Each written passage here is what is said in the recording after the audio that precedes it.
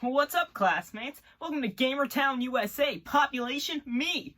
You want to learn something about the First Amendment? I sure do. Let's hop right into it, shall we? Oh, Jesus. Howdy. Today's question is brought to us by me. What about your religion is protected under the First Amendment?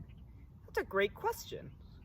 Well, to answer that, first we have to find out what the top 3 religions are.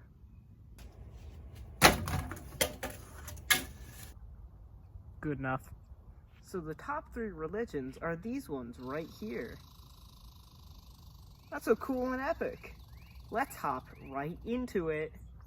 Before I start off, I just want to apologize if I am wrong in any statement that I say here today. There's so many birds outside, Jesus. Alright, let's start off with Christianity. Some things that you can do with Christianity that are protected under the First Amendment are: you can go to church and pray as long as it is peaceful. You can get funding for any religious clubs if the school will allow funding. And you can hold a public religious event in a public place, within the law, of course.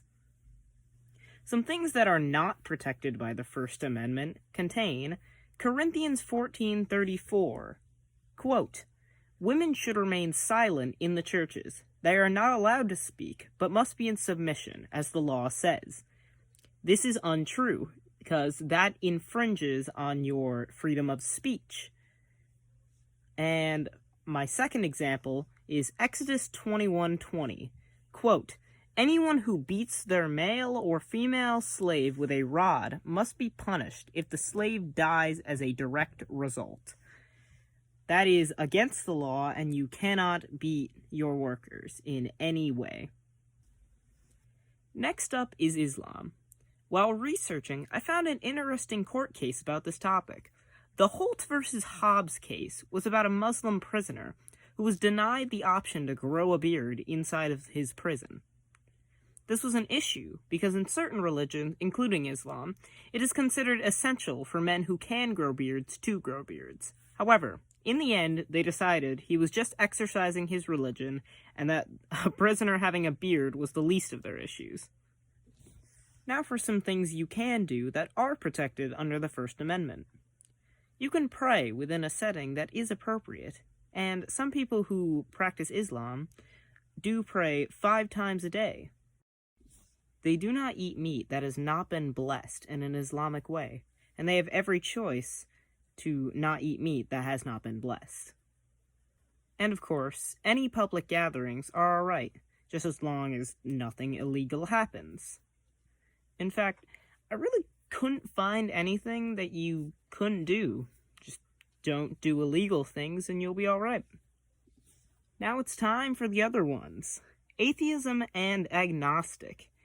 Atheism is where you have a firm believing that there is no God or gods. Agnostic is when you aren't sure if there are any gods or not. There is no legal age to when the First Amendment starts applying to you. This means that you have the choice if you do want to practice under any religion or no religion of your choice. Asking questions. It's not illegal by any means. If you want to ask questions about other religions, you have full right to. This also falls into the category of freedom of speech. Just remember, the freedom of speech only applies on a government level, so while you can't get thrown in jail, you can certainly get thrown on the pavement. If there is a religious ceremony or club or anything like that, you have the full choice to not partake in that if you do not wish to. And of course, we get back to our big number 1. If it's a crime, don't do it. Thanks for watching.